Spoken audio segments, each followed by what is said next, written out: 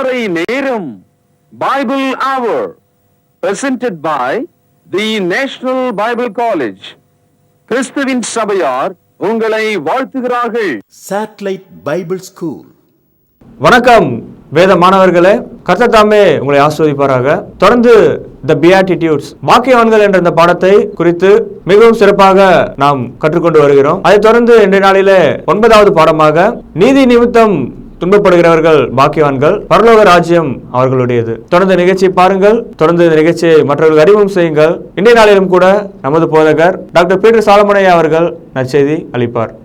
வணக்கம் தேசிய வேதாம கல்லூரி மாணவ கண்மணிகளே, தோழர்களே, அருமை பெற்றோரே, உலகளாவிய என் தமிழ் சொந்தங்களே, மீண்டுமாக இந்த வான்வழி வகுப்புகளுக்கு உங்களை அன்போடு வரவேற்கிறேன்.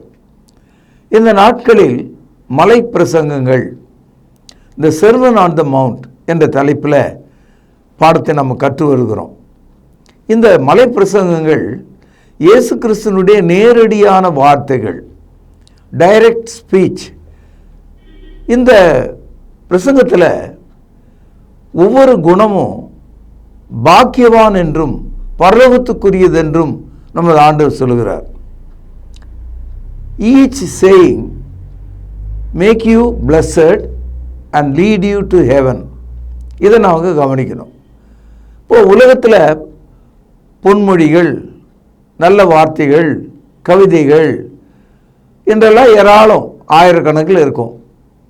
தமிழ்நாட்டில் சொல்லவே தேவையில்லை, திருக்குறள் இருக்குது. இப்படி ஏராளமான புத்தகங்கள் இருந்தாலும் உன்னை பாக்கியவானாக மாற்றவும் பரலோகத்துக்கு உன்னை தூக்கி செல்லவும் ஏதாவது வார்த்தைகள் இருக்கிறதா? ஆனால் இயேசு சொல்கிறார். இன்றைக்கு அந்த வகையில் இயேசு கிறிஸ்து சொன்ன 8வது பாக்கியவான், இது மத்தேயு 5வது அதிகாரம் 10வது வசனத்தில் படிக்கிறோம். நீதி நிமித்தம் துன்பப்படுகிறவர்கள் பாக்கியவான்கள், பரலோக ராஜ்யம் அவர்களுடையது. Blessed are those who are persecuted for the righteousness sake, for there is the kingdom of heaven. நீதி நிமித்தம் துன்பப்படுகிறவர்கள் பாக்கியவான்கள், பரலோக ராஜ்யம் அவர்களுடையது என்று சொல்கிறார். என் அன்பு சகோதரர்களே, நாம் சற்று கவனமாகவும் கூர்மையாகவும் இதை படிக்க வேண்டும். துன்பம் என்பது உடலுக்கு வருகிற வேதனை, வலி. நம்முடைய குடும்பத்துக்கு வருகிற வேதனை, வலி. நம்முடைய தேசத்துக்கு உண்டாகிற வலி, வேதனை. துன்பம் என்று சொல்லும்போது அது தனி மனிதனில் தொடங்கி உலகம் முழுதுக்கும் அது அகன்றிருக்கும். ஆனால் இயேசு கிறிஸ்து தனிப்பட்ட மனிதனாகிய உன்னை என்னையும் பார்த்து சொல்லுகிறார். யாராவது விரும்பி வேண்டி எனக்கு துன்பம் தாருங்கள் என்று கேட்பார்களா? கேட்க மாட்டாங்க. துன்பப்படுகிறவர்கள் வேதனை நீங்கும்படி கடவுளிடத்தில் மன்றாடுவார்கள். Nobody likes to persecute themselves. Nobody invite persecution. But if you are persecuted, you seek God's help. அதாவது துன்பம் மனிதன் விரும்பாத ஒன்று. நம்முடைய கையை உரலில் வைத்து நசுக்கி கொண்டு நான் துன்பப்படுகிறேன் என்று சொல்லலாமா? நாமே தடுமாறி கீழே விழுந்து நான் துன்பப்படுகிறேன் என்று சொல்லலாமா? நாம் பாவத்தில் சிக்கி HIV வியாதியை உடலில் வாங்கி கொண்டு நான் துன்பப்படுகிறேன் என்று சொல்லலாமா? கையில் உள்ள பணத்தை சூதாட்டத்தில் இழந்துவிட்ட மனிதன் நான் துன்பப்படுகிறேன் என்று சொல்லலாமா? சாராயம் குடித்து குடல் அழுகி போய் வேதனைப்படுகிற ஒரு மனிதன் நான் துன்பப்படுகிறேன் என்று சொல்லலாமா? இவைகளெல்லாம் நாமளே வரவழைத்து கொண்டவைகள். ஆனால் நீதி நிமித்தம் நீ துன்பப்பட்டால், தேவன் நிமித்தமாக துன்பப்பட்டால், கிறிஸ்து நிமித்தமாக நீ துன்பப்பட்டால், கிறிஸ்துவனுடைய சபை நிமித்தமாக துன்பப்பட்டால், நீங்கள் செய்கிற நீதி உள்ள காரியங்கள் நிமித்தம் துன்பப்பட்டால் நீங்கள் பாக்கியவான்கள், பரலோக ராஜ்யம் உங்களுடையது. சகோதரர்களே, எந்த பாவமும் செய்யாமல், எந்த அநியாயமும் செய்யாமல், பணத்தை வட்டிக்கு கொடாமல், கண்களின் இச்சை, மாம்சத்தின் இச்சை, ஜீவனத்தின் பெருமைக்கு விலகி தேவ பிள்ளைகளாக வாழும்போது காரணமில்லாமல் பழிகளும் கொடுமைகளும் பறிப்புகளும் காயங்களும் வெட்டுகளும் குத்துகளும் நமக்கு ஏற்படும் போது அது கர்த்தர் நிமித்தமாக நாம் அனுபவிக்க வேண்டிய துன்பங்களாக இருக்கிறது. ஆகவே கிறிஸ்து நிமித்தமாக நீங்கள் துன்பப்பட்டால் நீங்கள் பாக்கியவான்கள். Blessed are those who are persecuted for the sake of righteousness, for them the kingdom of heaven. அன்பு சகோதரர்களே, இதை நாம் விளங்கணும். இந்த 8வது பாக்கியவான் என்ற வரிசையில் கூடுதலாக 2 வசனங்களை கர்த்தர் சொல்கிறார். அது என்னன்னா 11வது வசனம், என் நிமித்தம் உங்களை நிந்தித்து துன்பப்படுத்தி பலவிதமான தீமையான மொழிகளையும் உங்கள் பேரில் பொய்யாய் சொல்வார்களானால் பாக்கியவான்களாக இருப்பீர்கள். இந்தியா என்ற எல்லைக்கோட்டுக்குள்ள, இந்த நாட்டுக்குள்ள ஜாதி தீண்டாமை என்ற விக்கிரக வழிபாட்டுக்குள்ள இந்த தேசத்தில் தேவ பிள்ளைகளுக்கு நடக்கிற அநியாயங்களையும் அவர்களுக்கு கொடுக்கப்படுகிற தண்டனைகளையும் கண்கூடாக இந்த நவீன காலத்தில் நாம் பார்க்கிறோம். திருச்சபை கட்டடங்கள் தரைமட்டமாக இடிக்கப்படுகிறது, வேலையில் முன்னேற்றங்கள் தடுக்கப்படுகிறது, வேலை வாய்ப்புகள் குறையப்படுகிறது. ஒரே ஒரு காரணம், நீ ஒரு கிறிஸ்தவன் என்பதனாலே உனக்கு நீதிமன்றத்தில் இடம் இல்லை, காவல்துறை இடத்துல போனால், அதாவது போலீஸ் ஸ்டேஷன் போனால் உங்களுக்கு நியாயம் கிடைக்கலனா நீங்கள் எவ்வளோ வருந்துவீங்க. அந்த வருத்தம் முழுவதும் இந்த நாட்டில் இருக்குது. எத்தனையோ தேவ பிள்ளைகள் சிறைச்சாலைகளில் இருக்காங்க. என் அன்பு சகோதரர்களே, கிறிஸ்துவுக்குள் விசுவாசம் உள்ளவர்களாக இருக்கிற ஒரே காரணத்துக்காக பள்ளியிலே இடமில்லை, வேலை ஸ்தலங்களில் இடமில்லை, விவசாய நிலமில்லை, கிணறு தோண்ட இடமில்லை, அயலகத்தார் நம்மை நெருக்குகிறார்கள், சட்டம் நம்மை ஒடுக்குகிறது, தேசத்திலே நமக்கு ஒரு சமாதானம் இல்லை. ஆனால் ஆண்டவர் சொல்றாரு, என் நிமித்தம் உங்களை நிந்தித்து துன்பப்படுத்தி பலவித தீமையான மொழிகளையும் உங்கள் பேரில் பொய்யாய் சொல்வார்களானால் பாக்கியவான்களாக இருப்பீர்கள். என் அன்பு சகோதரர்களே, கூடுதலாக பாருங்கள் 12வது வசனம், சந்தோஷப்பட்டு களி கூறுங்கள், பரலோகத்தில் உங்கள் பலன் மிகுதியாயிருக்கும். உங்களுக்கு முன்னிருந்த தீர்க்கதரிசிகளையும் அப்படியே துன்பப்படுத்தினார்களே. நம்ம பைபிள் முழுக்க தேவனுக்கு பிரியமான நீதிமான்கள் காரணம் இல்லாமலே துன்பப்படுத்தப்பட்டிருக்காங்க. இதையெல்லாம் எண்ணி பாருங்கள் என்று சொல்கிறார். ஆகவே நீதி நிமித்தம் துன்பப்படுகிறவர்கள் பாக்கியவான்கள். பரலோகம் அவர்களுடையது. உனக்கு ஆண்டவர் பரலோகத்தை வாக்களித்திருக்கிறார். என் அன்பு சகோதரர்களே, ஒரு காட்டுக்குள்ளே போகிறோம், ஒரு இடத்துல திடீர்னு சந்தன வாசனை வருகிறது. இந்த சந்தன வாசனை எங்கே வருகிறது என்று பார்த்தா ஒரு மரம் இருக்கிறது. அந்த மரத்தை வெட்டி இருக்கிறார்கள். அந்த மரம் தரையிலே விழுந்து இருக்கிறது. இப்பொழுது வெட்டப்பட்ட அந்த மரம், அந்த மரத்தின் உள்ளே இருந்து சந்தன வாசனை அங்கே வீசுவதை பார்க்கிறோம். மலை சாரலில் பள்ளத்தாக்குகளில் ஒரு வித்தியாசமான வாசனை வருகிறது.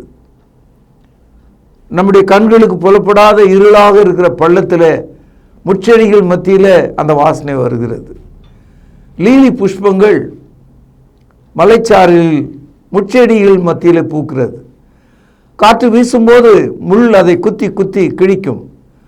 அப்பொழுது அதில் இருக்கிற ஈரமான வாசனை பொருள் சாராக காற்றிலே கலந்து கீழே லீலி புஷ்பம் இருக்கிறது என்று மனிதனுக்கு தெரிந்துவிடும்.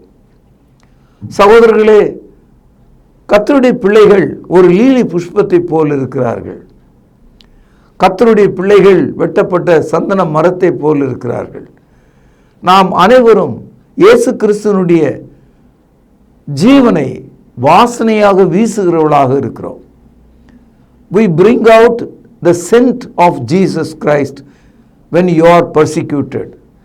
நீ துன்பப்படுகிறதன் வழியாக, துன்பத்தை அனுபவிக்கிறதன் வழியாக, துன்பத்தை ஏற்றுக்கொண்டதன் வழியாக கிறிஸ்துக்குள்ளான அந்த ஆவியை, அந்த வாசனையை, அந்த ஜீவனை நீ வெளிப்படுத்தக்கூடியவனாய் இருக்கிறாய். இயேசு சொன்னார், அதோ போகிறான அந்த மனிதன், அவன் யார் என்று பார்த்தீர்களா? ஒருவன் வந்து அவனை வலது கன்னத்திலே ஓங்கி அறைந்தான். அவன் மறு கன்னத்தையும் திருப்பி கொடுக்கிறான். இன்னொரு மனிதன் மேலே இருக்கிற துண்டை உருவுகிறான். அந்த மனிதனுக்கு இந்த மனிதன் தன் கீழ்த்துண்டையும் பிரித்து கொடுக்கிறான். ஒரு மனிதன் அவனை 1 மைல் தூரம் போகும்படி கட்டளையிட்டான்.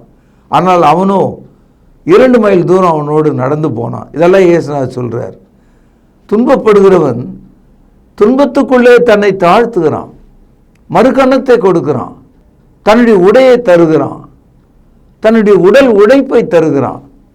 இதன் வழியாக லீலி புஷ்பத்தை போல, சந்தன மரத்தை போல அவன் வாசனை வீசுகிற நல்ல மனிதனாக இருக்கிறான்.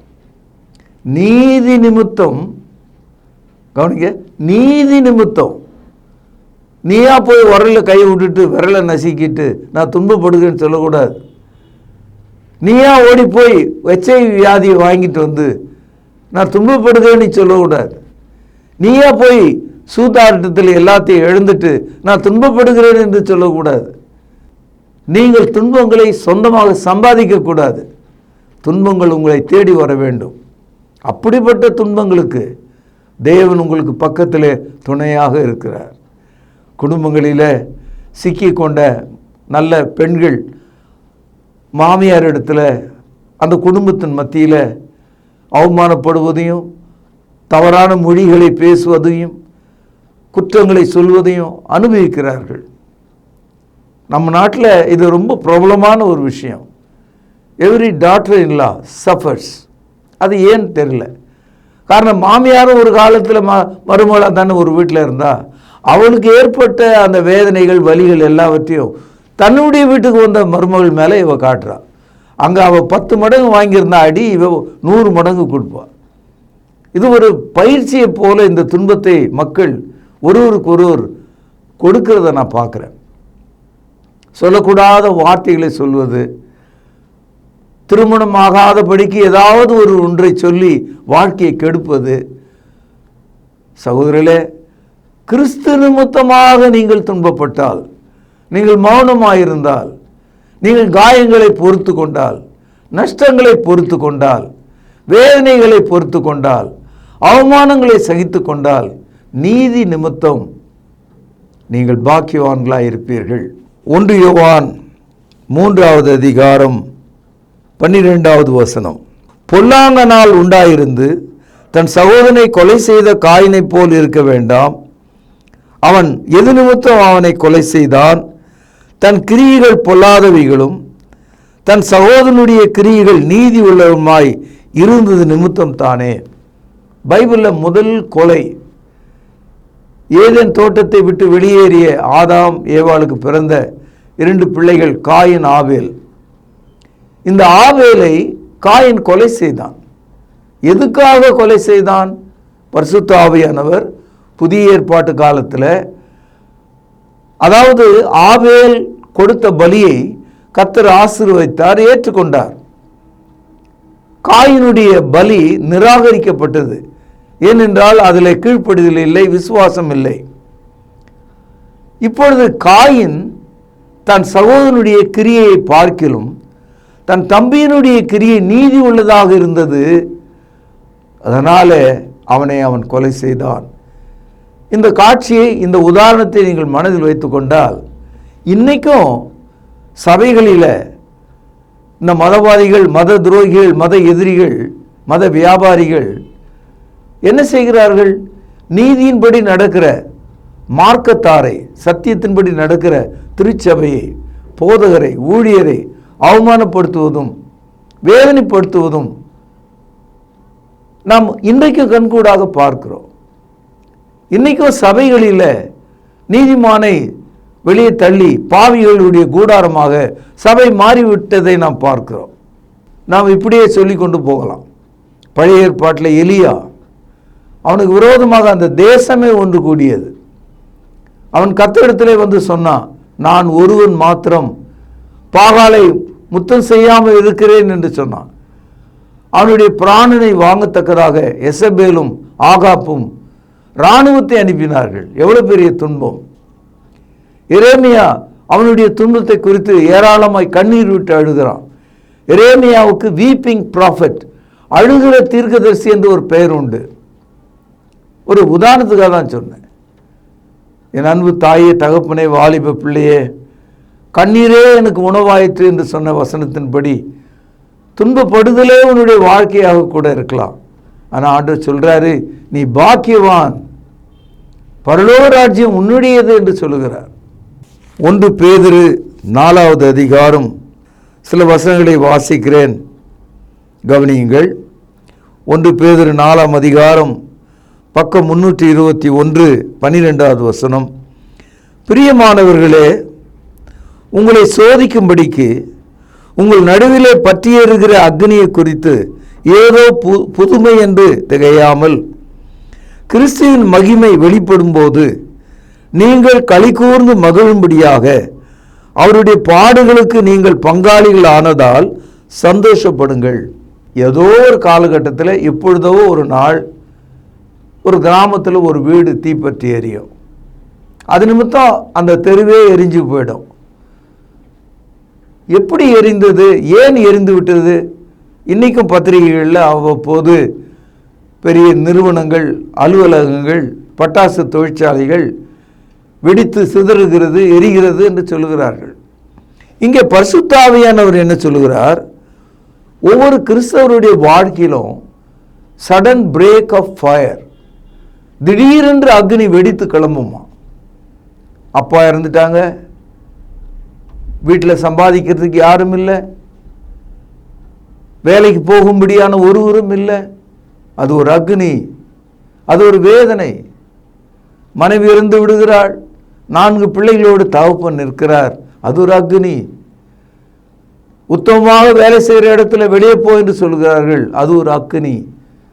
The fire may come in different form.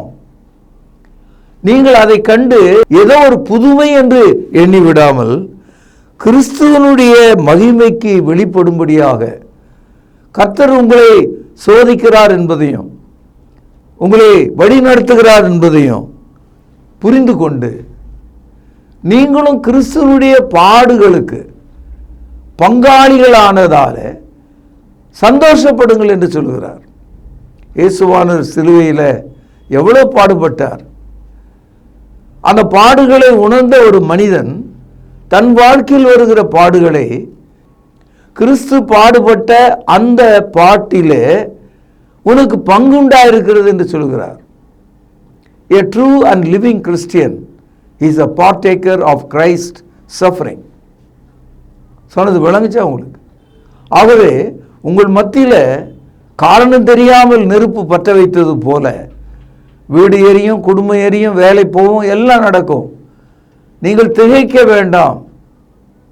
நீங்கள் தேவனுடைய பிள்ளைகள், அவருடைய பாடுகளுக்கு பங்காளிகள். உங்கள் மேல பரிசுத்த ஆவியானவர் தங்கி இருக்கிறார்.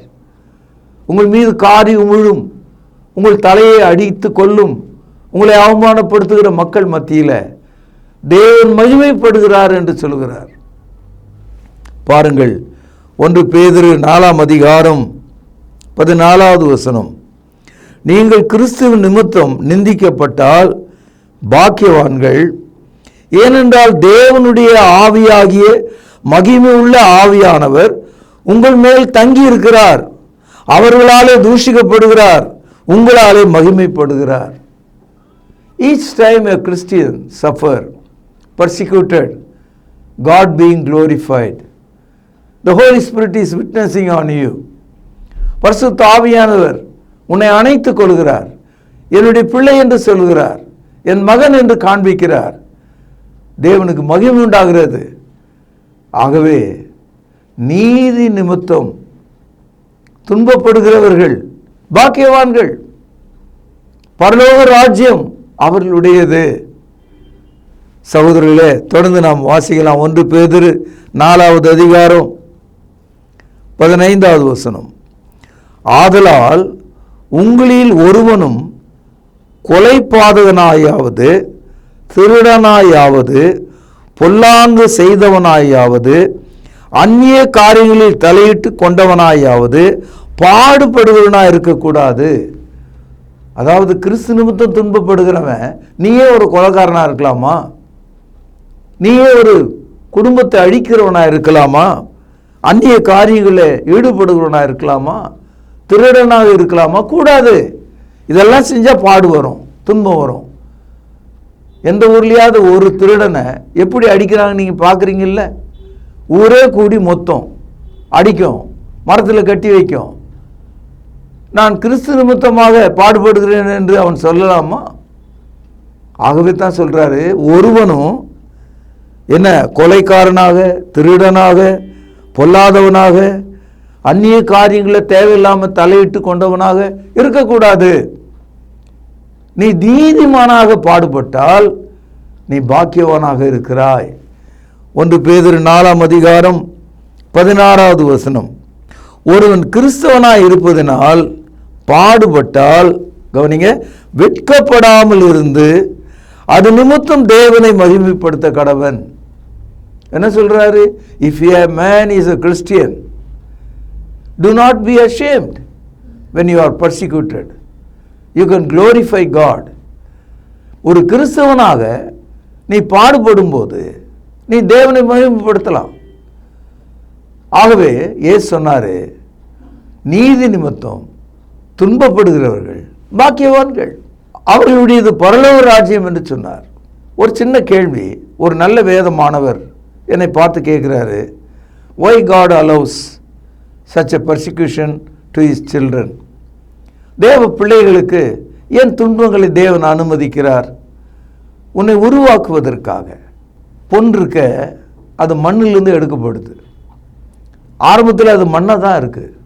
முதல்ல ஜலிக்கிறாங்க, அப்புறம் தண்ணியில் விட்டு அரைக்கிறாங்க, கழுவுறாங்க, அதுக்கப்புறம் நெருப்பில் இட்டு புடமிடுகிறாங்க. அப்பொழுது சுத்தமான பசும்பொன் வடிந்து தண்ணீரை போல வெளியே வருகிறது. ஒரு பொன் கூட மிளிரத்தக்கதாக, ஒளிரத்தக்கதாக மாறணும்னா அது அக்னியில் போட்டு புடமிடப்பட வேண்டியது அவசியம். அதுபோல் விசுவாசம் புடமிடப்பட வேண்டியது அவசியமாக இருக்குது. அதனால தான் ஆண்டவர் சொல்கிறாரு, உலகத்தில் இருக்கிற எல்லாருக்கும் எல்லாம் நல்லதாக நடக்கும். தேவ பிள்ளைகளுக்கு, பரிசுத்தவான்களுக்கு, பைபிள் படி நடக்கிற போதகர்களுக்கு, சபையாருக்கு எல்லாரும் துன்பம் கொடுப்பான். ஏனென்றால் நியாய தீர்ப்பை தேவன் அவருடைய வீட்டிலிருந்து தொடங்குகிறாராம். முதலாவது நல்லவன் கெட்டவன் என்ற அந்த பிரிப்பை, அந்த வித்தியாசத்தை சபையிலிருந்து ஆண்டவர் தொடங்குகிறாராம். பாருங்கள், 1 பேதுரு 4ஆம் அதிகாரம் 17வது வசனம். நியாய தீர்ப்பு தேவனுடைய வீட்டிலிருந்து துவங்கும் காலமாயிருக்கிறது. முந்தி நம்மிடத்திலே அது துவங்கினால் தேவனுடைய சுவிசேஷத்துக்கு கீழ்ப்படியாதவர்களுடைய முடிவு என்னமாயிருக்கும்? The persecution begins from the very church before the eternal judgment. இதெல்லாம் நம்ம விளங்கிக்கணும். என் அன்பு சகோதரர்களே, முதல் நூற்றாண்டு காலத்தில் ஆரம்ப கிறிஸ்தவர்கள் எவ்வளோ பாடுபட்டார்கள். அவர் நிலங்களை இழந்தார்கள், வீடுகளை இழந்தார்கள், உறவினர்களை இழந்தார்கள், அவர்கள் நாட்டை இழந்தார்கள், அவர்கள் நாட்டை விட்டே ஓடி போனார்கள். ஒரு குழந்தையை தாய் கையில், 2 கையில் தூக்கி வைத்திருக்கிறாள். நீ இயேசுவை மறுதலி என்று ரோம சோல்ஜர் ஒருவர் சொல்கிறார். முடியாது என்று அவள் சொல்லும்போது கண் எதிர தன் 2 கைகளில் இருந்த குழந்தைய 2ஆக வெட்டி பாதி பாதியாக கொடுத்துட்டான். அப்பொழுதும் அந்த தாய் விசுவாசம் உடையவளாய் இந்த வெட்டப்பட்ட இந்த குழந்தையை கர்த்தர் நியாய தீர்ப்பு நாளிலே உயிர்ப்பிப்பார், அதை எனக்கு திரும்ப தருவார், நான் என் பிள்ளையை திரும்ப பார்ப்பேன் என்ற நம்பிக்கை அவர்களுக்கு இருந்தது. எபிரேயர் 11வது அதிகாரம் பக்கம் 309 புதிய ஏற்பாடு 35வது வசனம். ஸ்திரீகள் சாக கொடுத்த தங்களுடையவர்களை உயிரோடு எழுந்திருக்க பெற்றார்கள். வேறு சிலர், கவனிங்க, மேன்மையான உயிர்த்தெழுதலை அடையும்படிக்கு விடுதலை பெற சம்மதியாமல் வாதிக்கப்பட்டார்கள். வேறு சிலர் நிந்தைகளையும் அடிகளையும் கட்டுகளையும் காவலையும் அனுபவித்தார்கள். 34வது வசனம். அக்னியின் உக்கிரத்தை அவித்தார்கள், பட்டய கருக்குக்கு தப்பினார்கள், பலவீனத்திலே பலன் கொண்டார்கள், யுத்தத்திலே வல்லவர்களானார்கள், அந்நிய சேனைகளை முறியடித்தார்கள். அன்பு சகோதரர்களே, நீதி நிமித்தம் துன்பப்படுகிறவர்கள் மேன்மையான உயிர்த்தெழுதல் உண்டாகும் என்று நம்பி தங்கள் கையில் உள்ள பிள்ளைகளை விசுவாசத்தில் பலி கொடுத்தவர்களாக இருந்தாங்க. அதை சம்மதித்தார்களாம். அப்போஸ்தலர் நடபடிகள் 8வது அதிகாரம் பக்கம் 172 முதல் வசனம். அவனை கொலை செய்வதற்கு சவுலும் சம்மதித்திருந்தான். இந்த இடத்துல அவனை கொலை செய்வது என்பது ஸ்தேவானை பற்றிய விஷயம். அக்காலத்திலே எருசலேமில் உள்ள சபைக்கு மிகுந்த துன்பம் உண்டாயிற்று. அப்போஸ்தலர்கள் தவிர மற்ற எல்லாரும், கவனிங்க, யூதேயா சமாரியா தேசங்களிலே சிதறப்பட்டு போனார்கள். 3வது வசனம் பாருங்கள். சவுல் வீடுகள் தோறும் நுழைந்து புருஷனையும் ஸ்திரீகளையும் இழுத்து கொண்டு போய் காவலில் போடுவித்து சபையை பாழாக்கி கொண்டிருந்தான். Entire church was persecuted. எருசலேம் சபை முழுவதும் வேதனைப்பட்டது. அவர்கள் வீடுகளையும் திராட்சை தோட்டங்களையும் அத்திமர தோப்புகளையும் எல்லாவற்றையும் விட்டுட்டாங்க. தங்கள் மூதாதையருடைய சொத்துக்களை எல்லாம் இழந்தாங்க.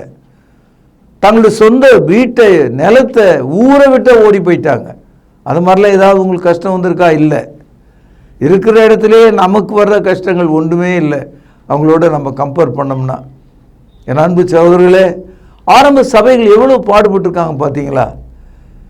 அதனால தான் சொன்னார், நீதி நிமித்தம் துன்பப்படுகிறவர்கள் பாக்கியவான்கள், பரலோக ராஜ்யம் அவர்களுடையது.